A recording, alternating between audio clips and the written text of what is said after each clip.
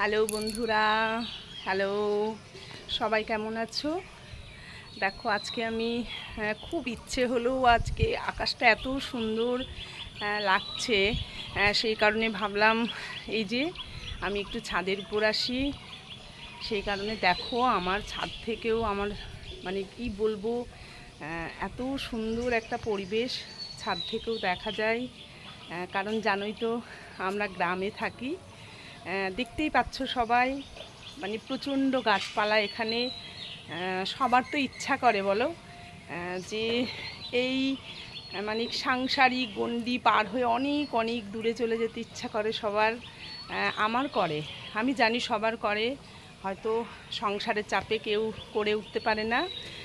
তা আমি সবাইকে বলবো, নিশ্চয় তোমরা মাঝে মাঝে একবার করে বেরিয়ে যেতে পারো। কারণ সংসার তো আছে, সব কিছু আছে, তার বাইরেও একটা সুন্দর জীবন আছে, মানে যেখানে সবাইকে সবাইকে সমস্ত কিছু নিয়ে আমাদের থাকতে হবে। দেখো আমিও তাই করি, মাঝে মাঝে মনে হয় কোথাও একটা চলে যায় অনেক দূরে। দেখতে পাচ্ছ সবাই কি সুন্দর না প্রাকৃতিক পরিবেশটা, সকালবেলার এই সুন্দর মনোরম পরিবেশ মনে হয় মাঝে মাঝে সবাইকে দেখায়। সেই কারণেই চলে আসা, গাছপালা, পাখি। আর ইতিমধ্যে সবাই জেনে গিয়েছে যে আমার বাড়ির পাশেই একটা বড় বটগাছ আছে, দেখতে পাচ্ছ সবাই। এই যে বটগাছ, দেখো কত বড় বটগাছ, পাশে একটা নারকেল গাছ, দেখেছো নারকেলও ধরেছে গাছে।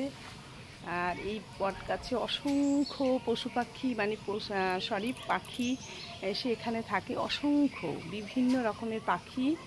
আর সত্যি কথা বলতে কি আমার ব্যালকনিটা একদম এই গাছে লাগোয়া হয়ে গেছে, প্রচণ্ড নোংরা করে, তবু মনে ভালো লাগে, পরিষ্কার করতে হয় মাঝে মাঝে, কারণ অনেক পাখি এসে এখানে বাসা বেঁধে থাকে। মনে হয় রাত্রিবেলাটা যেন আমার ব্যালকনিটা ওদেরই একটা জায়গা। আর এখানে এই যে বটগাছ আছে, বটগাছে অসংখ্য বটফল, এখন এই যে পাতা ধরেছে, এই ফল খেতে আসে পাখিরা, আর আরাম করে আমার ব্যালকনিতে বসে বসে ওরা খায়, আর প্রচণ্ড নোংরা করে যায়। ভাবি মাঝে মাঝে খুব রাগ হয়, তারপরে আবার রাগটা কমেও যায়, বেশ ভালোই লাগে। মনে মনে ভাবি না, যা ওদের তো ভালো একটা জায়গা হয়েছে বসে থাকা, রাত্রিবেলা এসে সবার অজান্তে ওরা বসে এখানে সময় কাটায়, এটা ভেবেও ভালো লাগে। হাই ফ্রেন্ডস, হ্যালো, আমার মতো তোমরাও মাঝে মাঝে বেরিয়ে পড়ো, আমিও অনেক দূরে যাই, সময় সময় মনে করি অনেক কিছু করে উঠতে পারি না, তাই সবাই চেষ্টা করো নিজে নিজের মধ্যে থেকে একটু একটু একটু ঘোরা, অনেক দূরে যাওয়া, সব কিছু। আবার কালকে কথা হবে।